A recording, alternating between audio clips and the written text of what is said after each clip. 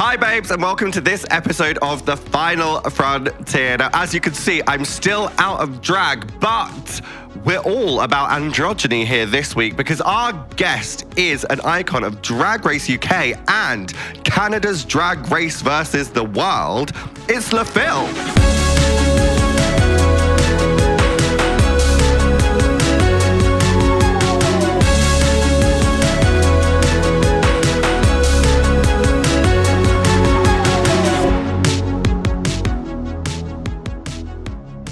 Is this live?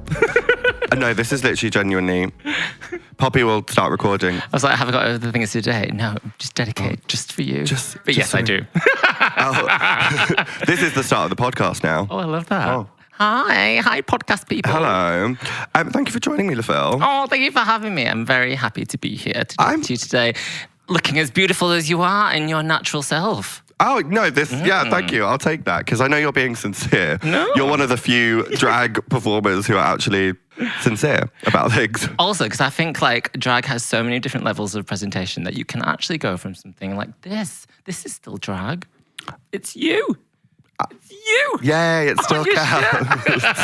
It still counts. Same person, one with Photoshop, without Photoshop. Yeah, I would say like this is day glam drag. Okay, I'll take it. Yeah, you know, like loads of drag kings would love to look like this. I'm not sure they'd love to look like this, but yeah, they could try. Let's talk about you. Enough about me. Oh. Canada versus the world.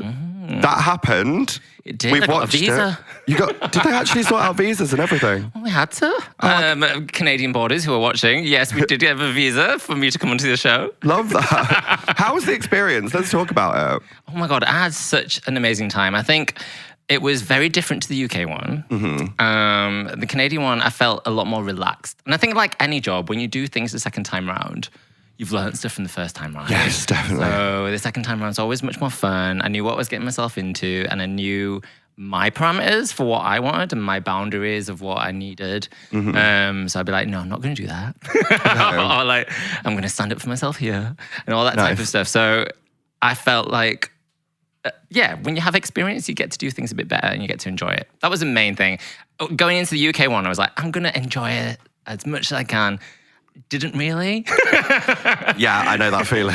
But then so the second time, I'm like, no, this is such like a unique opportunity, especially for the type of work that I do, that I'm just like, when I enter into this world, I want to sort of give myself fully, but also know that I'm doing it for my creativity as well and my artistry. So yeah, lots of fun. Are you quite an anxious person or are you very chilled? I'm Libran, so it's a bit of both. So that's why I asked. I was like, yeah. Sometimes I'm like, oh no, I'm dead chill, dead confident. And then other times I'm just completely anxious. Yeah. Like, I think maybe even it's just maybe the minute before of doing something. I think that's when I freak out.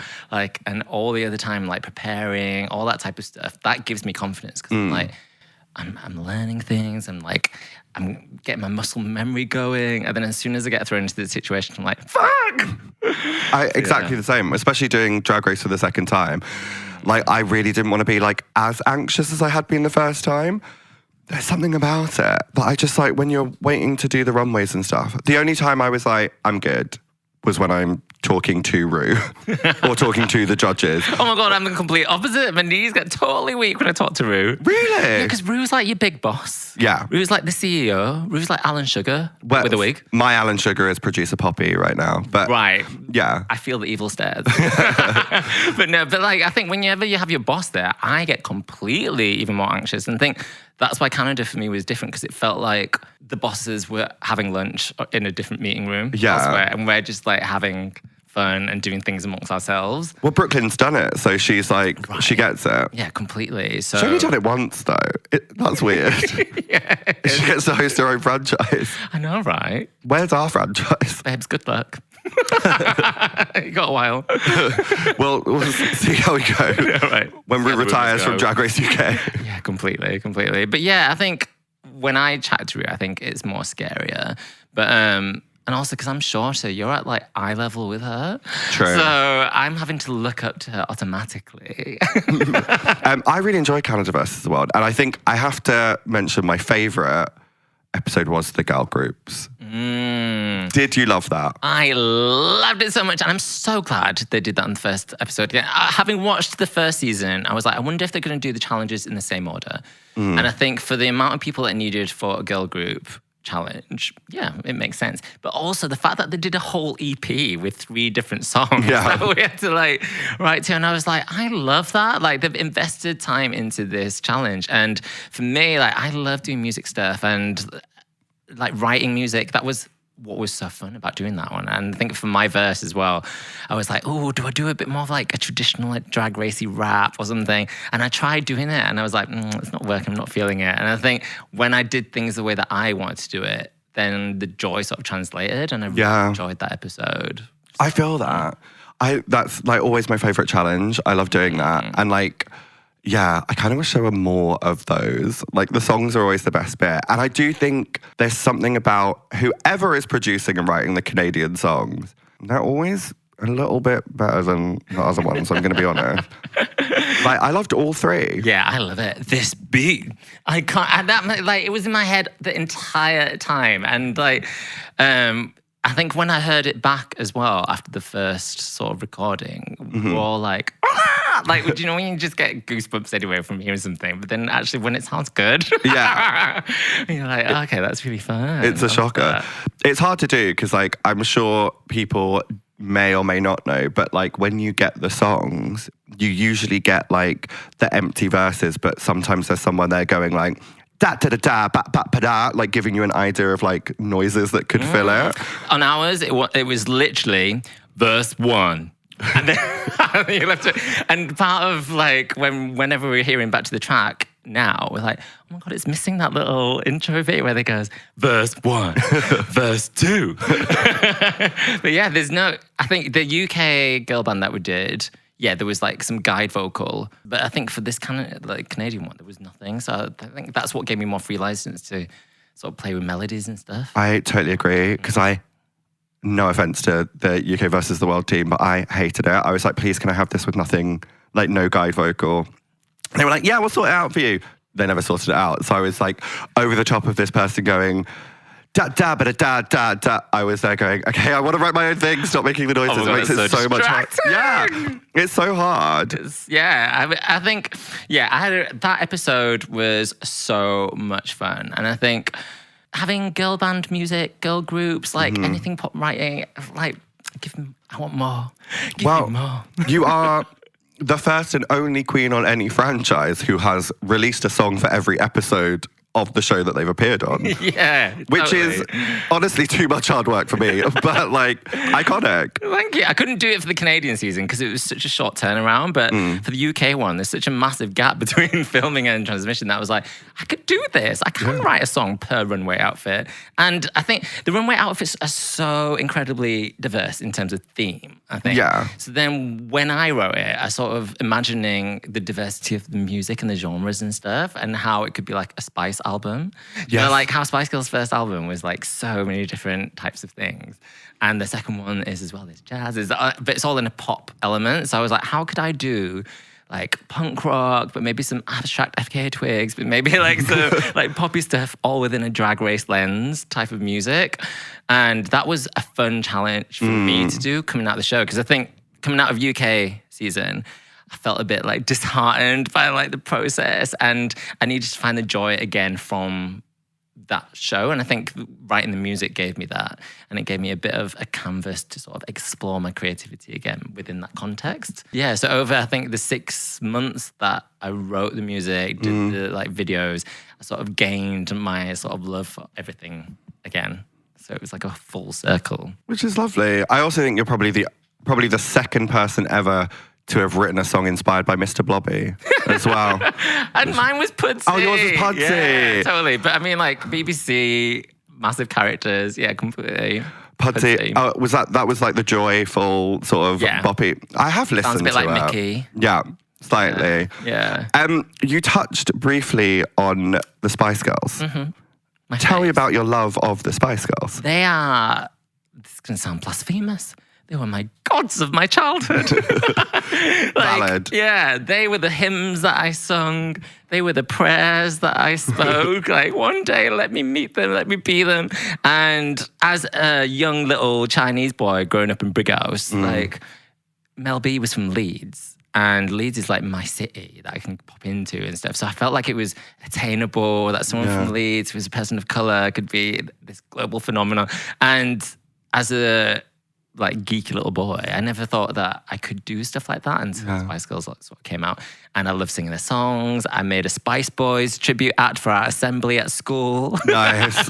All that type of stuff. And they sort of gave me that license to sort of have fun and be positive and embrace who you are and all that type of stuff. So that was my hymn and that was my philosophy and the stuff that I grew up with. Because, yeah, not that we're going to dive into religion straight away, but like how religion like has this way of giving guidance to people. Pop music does the same for me. So I think that's always been that type of philosophy that I've adhered to. I mean, it also makes total sense because the whole idea of like, I have 2/3 of a theology degree, so we are doing this. The same way that like I don't. The process of like in a religious setting, there is like whether it's chanting or like the singing of lots of voices together in one mass space. gathering that's coming together to have a shared experience. That's a gig. Yeah, like, that's, exactly. All of that. And I think for me, I look at that in terms of an idea of pop sculpture, and that's what I've been sort of making since I was back at art school, is this idea of pop culture as a work of art, and how a mass gathering of people is also an artwork, like a Taylor Swift concert. The fact that like so many people congregate in one space to idolize this lady, like that is a moment in itself, and that's an experience that people go for, and that is an art. Like it's an art to get everyone there. Interesting. Yeah, I see everything through that lens, really. I feel like this is the interesting thing because like we're both Libras and I feel like we both have an obsession with like pop culture, but you've come at it from like a creative like art perspective, and I like very much attack it from like an intellectual like academic like. I think that's our degrees. Maybe it's from how we've been trained. And Probably. I think that lens definitely for me, like going through an art education and trying to see things through a different perspective, that's how I approach it, essentially. So yeah, it must be from your education. My 2/3 of a philosophy and theology degree. That BA honours was well spent. Well, I never finished it. Well, you never need to. You still Diploma of higher education. Yeah, very much so. That is interesting because it is from like a different perspective. Because I am obsessed with like all the reality shows. Like I have always said like I didn't know it, but from Big Brother in the year 2000, my life was probably going in this exact direction. Did you have like an affinity with reality television growing up? Only with Pop Idol and X Factor and all the music ones. They were essentially not the platform, but I guess my doorway into a normal person becoming a superstar, that type of vibe, right? And X Factor, I mean, Drag Race, all the critics of Drag Race going, oh, there's no kings, or like, it shouldn't be on because it only has one style of drag.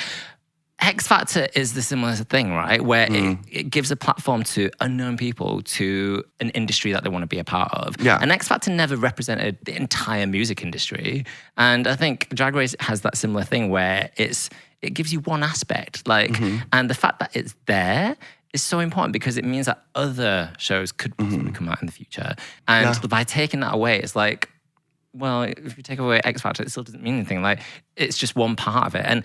And stuff like Pop Stars, it brought out Girls Aloud. Like, they, like, nation's sweetheart. Like, so there's definitely a value for reality TV shows like that and competitions. So yeah, anyone who sort of critiques Drag Race in that way, I'm like, it's a good job we have that show.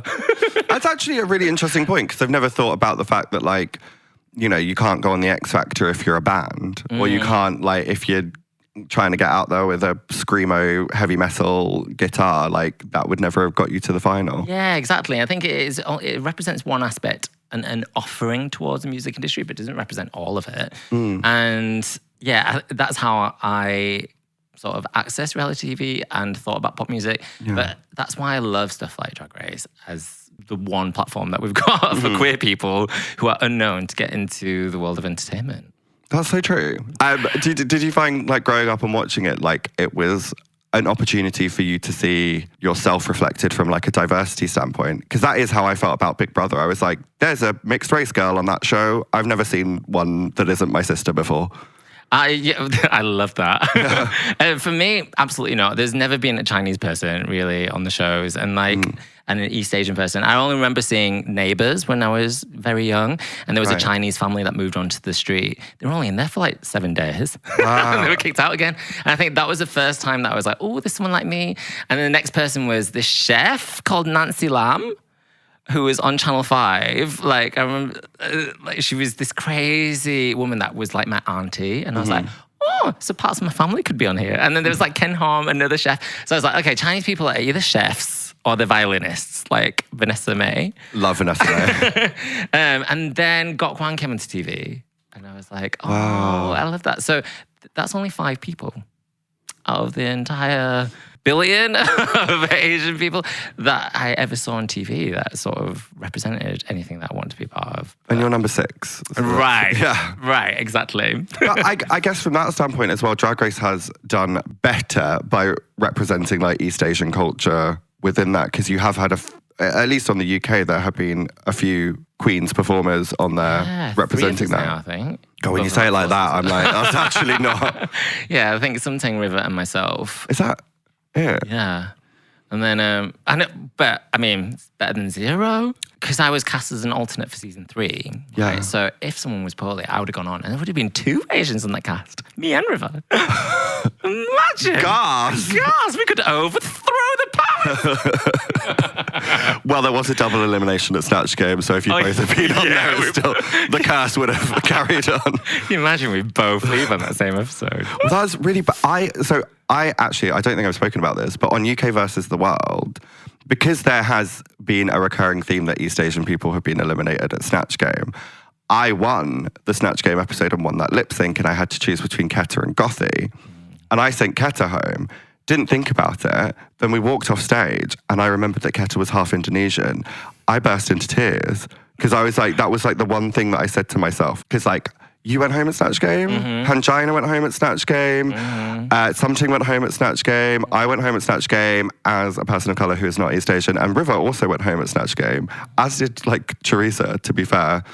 Yeah. So it hasn't been like the best showing. No, it hasn't. And then I sent home someone who was half Indonesian. I burst into tears. I was like, I'm part of the problem. I am part of the problem though. It's true. I should have got rid of Gothi. Yeah, I have. Yeah, no, I should have sent Gothi home just so that I hadn't. You should have sent Gothi home. Well, No. for a lot of reasons, I probably should have sent Gothi home. But she took all that tuck tape. Yeah. And for what? But it is true that it's like a recurring problem that like East Asian people go home at Snatch Game. And I wonder if that is connected to what you've said about there being a lack of representation generally. Because like what characters are there to choose from that, like Something did David Attenborough. Yeah. Which culturally is irrelevant to her. Yeah, completely. I think it's hard, isn't it? Because part of it is we could have been the worst. We definitely were the worst or whatever. But there's also the other thing of going, oh yeah, you can't connect with an Asian person doing that character because there's more for them to catch up on as well, I feel like. So when we pick characters that have a dissonance with ourselves, it creates a jarring effect for anyone who's watching it anyway. And I think there's so many different layers of that. So I'm not saying there's like a curse or anything. I'm just saying there's a pattern. I'm saying there's a curse that needs to be broken. Yeah.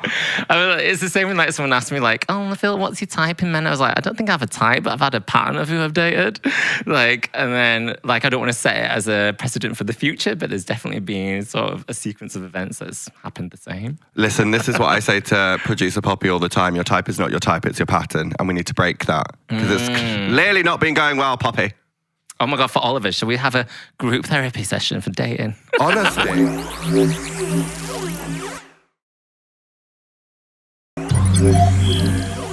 Are you seeking to date at the moment? Oh, I think I'm always open to it. But with it being so busy, like even... Oh my God, when we went to DragCon in LA, everyone was like hooking up left, right, and center, I feel like. Were they? Yeah, but I was like, oh, do you know what? I'm so tired. I think I just need to go get some tapas and fall to sleep. Honestly, like, yeah. But yeah, no, so much stuff was happening. I think everyone was in this bubble of like being in the heat. And I was like, absolutely not. I just want to watch Grey's Anatomy and tuck up in bed. I saw none of that. Oh, did you not? No, not It's at all. Probably because you were sleeping. Yeah. Yeah. I mean, also my boyfriend was there, but like, Oh, okay, all right. Well, facts. yeah. But I didn't know that everyone was like having a little romance. I'm not here and spreading there. gossip. No, but we should. But yeah, I think dating wise, yeah, I'm always open to it. And I think there's a lot of stuff that I want to sort of explore as well within more of a theoretical setting in terms of like how dating and depiction of gender sort of intertwine and correlations between them.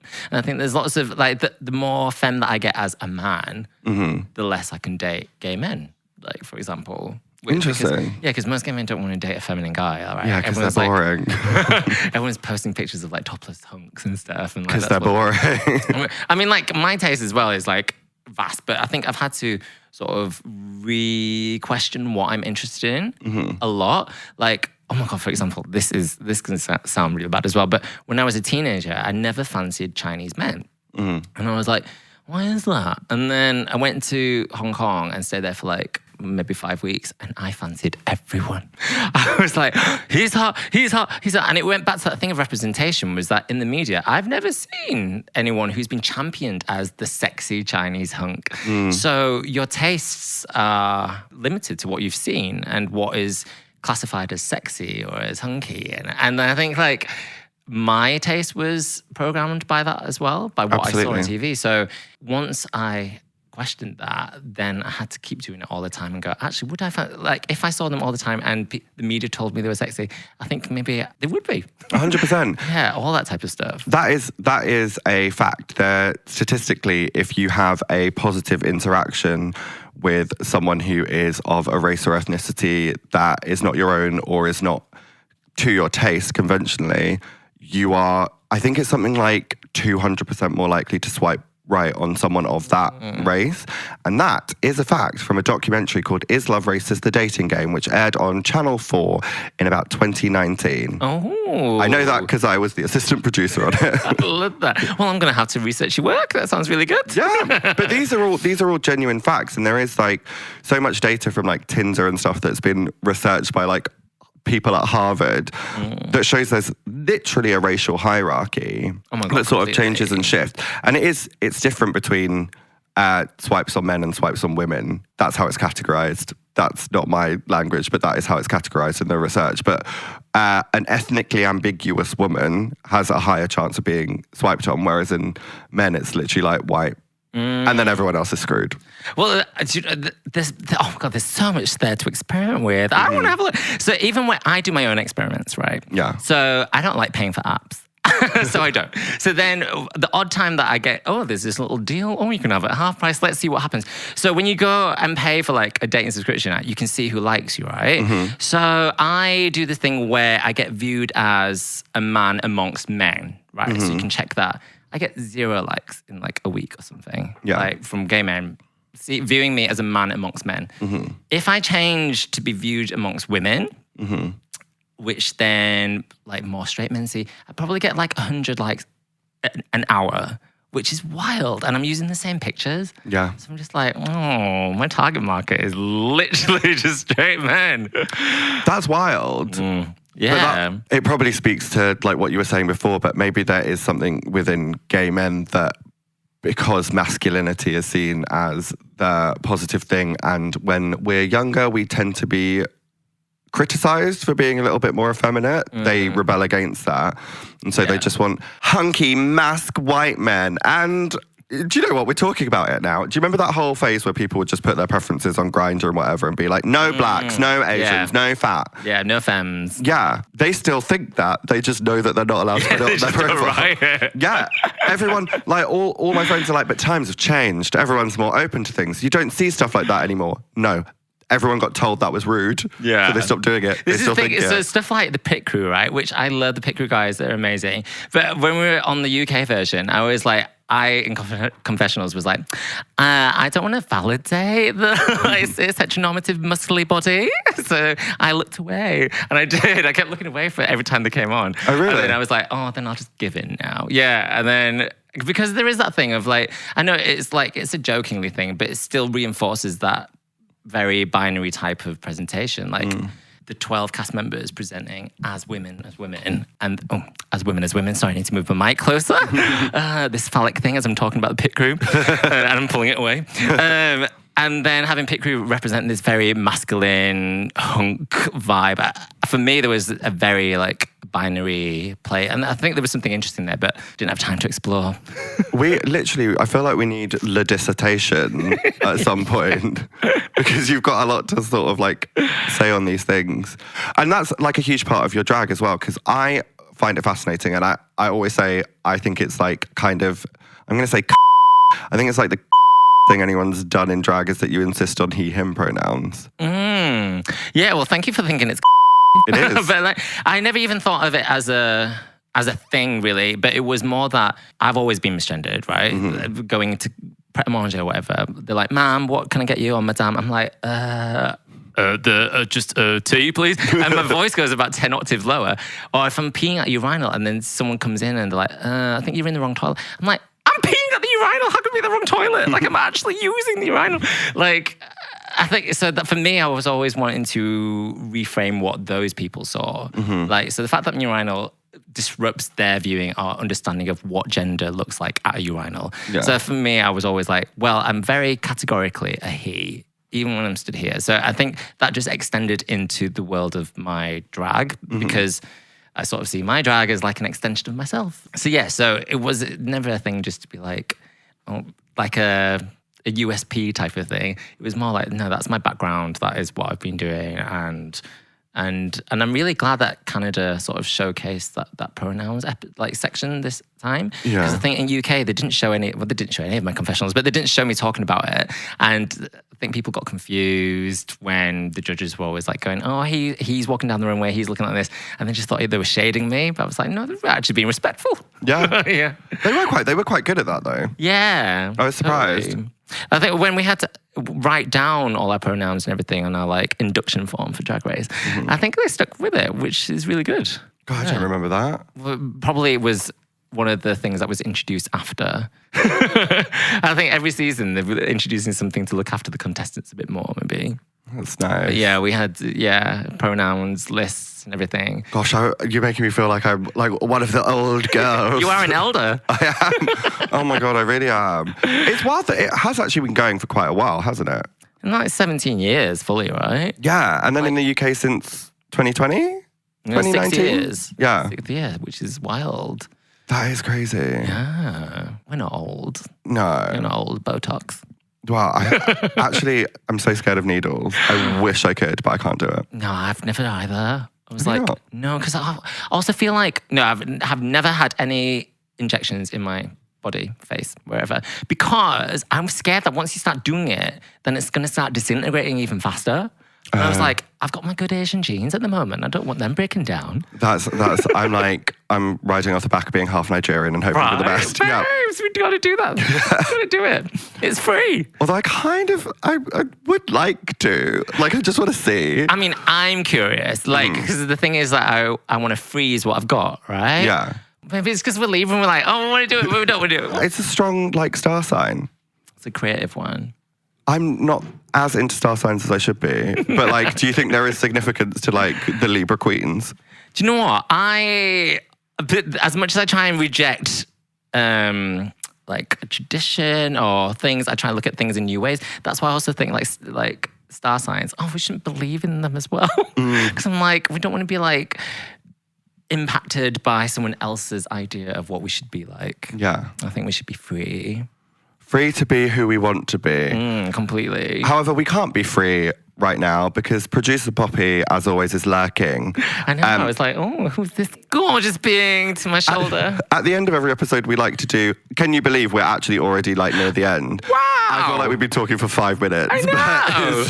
These are always... So much more to say. Right, these are always the best ones when like I just am like having a chat with someone and then it's like, what? We've been speaking for 40 minutes? What's going on? At the end of every episode, we like to do a scene. And producer Poppy, please enter the frame. I believe you have selected what we are going to be reenacting today. Yay! Jess has selected Spice World Boot Camp. Okay. This is good. Okay, this is our audition for Spice World Movie 2. Okay. Have you you've done Victoria Beckham, right? In Sing the Pink. Yeah, I played Victoria for so many years. Yeah. To the point where Mel C was like, oh my God, you're just like her. And I was like, oh, thanks. That is the best review, right? Yeah, literally. Coming from her friend. You actually have you did Mutya as well, in front of Mutya. Yeah, I did. You had some iconic moments. Oh my God, that was so funny though, being Mutya in front of Mutya. And we were getting ready in the same room.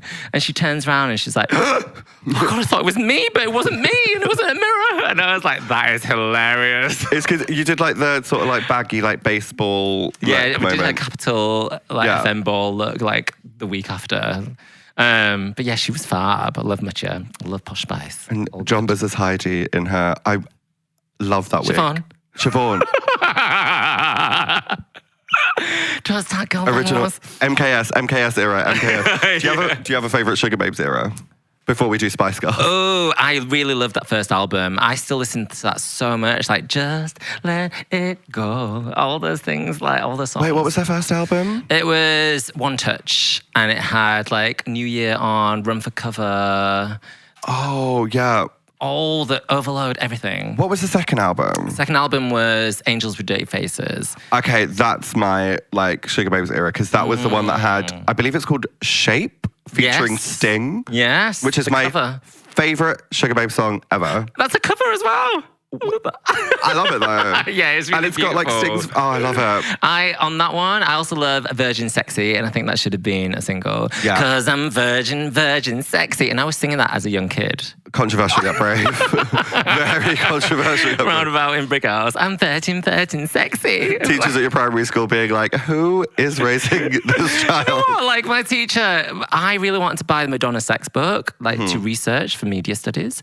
And my teacher was like, I'll help you get it. It's fine. Let's set up an account for you to buy it. And I was like, oh my God, imagine that nowadays. No one would ever do that. No teacher would ever help you buy a Madonna sex pornographic book. No, because they would get arrested. And where is that teacher now? Prison. That's where. No, she's not. I'm not going to give you her name. Okay. Mrs. Beep, beep, beep. But I love that teacher supported me in my like endeavor to find out more about pop culture as a religion. So. Do you know what? Yes. And look at me now. Yes, look at you now. About to reenact the Spice Girls. Okay, who do you want to be? Because there's several roles. You want to do Mel B and bring it back to the Snatch Game moment as well? Listen, I am one of very few people who got sent home at Snatch Game and then won Snatch Game, so I will take it. I will revisit. Redeem Mel B. I definitely want to do Baby because when I was in Spice Boys, I pretended that I was Baby with my Chinese short hair. I love that you did Spice Boys in Assembly. I actually did Five, the band Five. I love that. Yeah, we performed an album track. Slam dunk the funk. All right, well, okay, I'll do Bootcamp Man then. Okay, shall I do Ginger Mel B and you do Baby Mel C? Yeah, that sounds good. And Bootcamp, and then we will both do all. Okay, so rolling Spice World Bootcamp clip. 1, 2, 1, 2, 3, 4. Never give up on the good times. Gotta believe in the work you'll find. Never give up on the good times. Never give up on the good times. What? Love it. Make all mothers proud of you. What sort of man are you anyway? Left, right, left, right, left, right. So that's Bootcamp Man done. All right. So together, 3, 2, 1. We're the Spice Girls, yes indeed. Just girl power is all we need. We know how we got this far. Strength and courage in a wonder bra. Can I just say it says wonderful, but I remember the scene, so I corrected it. Would it work with only one? Look at me, I've got no fun. Would it work with only 2? We need more for what we bring. Would this work with only 3? There's a I was like, there's a crap. It doesn't say that. It says 3's a crap. 3's a crap, that's company. Would this work with only 4? Nowhere close, we need one more. It's enough, take my advice. We need 5 with the power of Spice. Spice, you're right, it is the power of Spice, yeah. Give it up, give it up, take it out. 1, 2, 3, 4, 5. It's like we can't count. Go 12. 6 inches. Very that. Well, that happened. That was our scene. I loved it. End scene. That was Jess's first selection of a scene. And Poppy, I would like you to select the scenes moving forward. Thank you. She transcribed that whilst we were talking. Wow, that's Do you know what, Jess? Props for Jess. Yeah. It is hard work. She actually wasn't listening to us. True. That is a good point. Listen, Poppy and Jess, start your own podcast if you want to get involved. FIL, thank you for joining me today. Thank you so much for having me. It's been lovely to chat with you properly. It has been. And I really appreciated your time returning to our screens on Canada versus the World, which at the time of airing of this episode of the podcast has finished. So we both want to say congratulations to Lemon for the win. Congrats, Lemon. So we both want to say congratulations, Alexis, for the win. Why bother? Yeah, Lemon's won. Let's be honest. I'll be honest at this top four. Sorry, it's actually top four right now, so we don't know who's won, but it's Lemon. I want Cheryl to win. Yeah, oh my God, completely. The fact that she's gone so far, and I think she's really deserving of that. FIL, thank you so much. What are you up to? Where can we find you? What are you doing? More music? Oh, yes, I'm working on some more music, and I think I'm going to explore my artistry. Do you know what? The beauty about having done Drag Race now and it having come out, I don't know if you feel the same, is that you can actually get some time off and you can lie in and you can do some normal human stuff like cook food and stuff like that. I've been cooking a lot recently. God, so I want to do some normal stuff, but I'm writing loads of music and I'm really focusing on doing more creative art, fashion, everything. Wow, you are wearing art and fashion right now. Oh, I want to talk about this outfit really quickly. Yeah, do it. Because this outfit, do you know how we were meant to talk about fandoms? Oh, yeah. This outfit was basically everyone that came to my booth during DragCon and signed stuff like, I want to see you on Versus the World. I want to see you in Canada. So it was basically me appearing on that show was because of all these people that wrote on here, all these nice things. And I was like, I'm going to do it for you. And I'm going to represent this outfit on this podcast today. Oh, that is so lovely. So basically, you're the opposite of Chapel Roan. You actually appreciate your fans. Yeah, no, I do. And I think like it's so important because they're the ones who watch the show. Like when you have 4 judges watching, you don't really know who else is like out there, right? Until you get to events like these. And everyone's like, oh, I watched it. This means this to me and all that type of stuff. So I love that interaction. Art doesn't exist without a viewer. That is so true. We are very similar because like one thing, sorry, this is the end of the podcast, nearly. On my original season, series 2, we had to have like a pink and red outfit for the end of the thing. And I ended up wearing what was meant to be my makeover outfit so that I could turn up as RuPaul because she had said like, oh, if you had a team of 50, you'd look like me. So I was like, lol, let me turn up looking like her. But my original outfit, basically, there was a girl who used to refer to us, I think she still calls herself Pom Pom Megan. She used to have pink hair, wear pom-poms. She was obsessed with Cheryl, loved drag, still loves drag, but is now an adult, so loves it in a different way. And I was going to wear my little pom-poms and be like, I'm dressed as Pom Pom Megan in the final of Drag Race, because I thought it was like my way of being like, this doesn't exist without you. Yeah. So yeah. Cute. Yeah, no, good on the fans. Yeah, slay foods. Yeah, completely. Thank you so much for joining me. Thank you so much. Can't wait for more music, more La Philosophy. Yes, let it spread. Spread the word. Do it. Bye. Bye. No, that's literally genuinely how I end the podcast. I'm like, okay. Bye.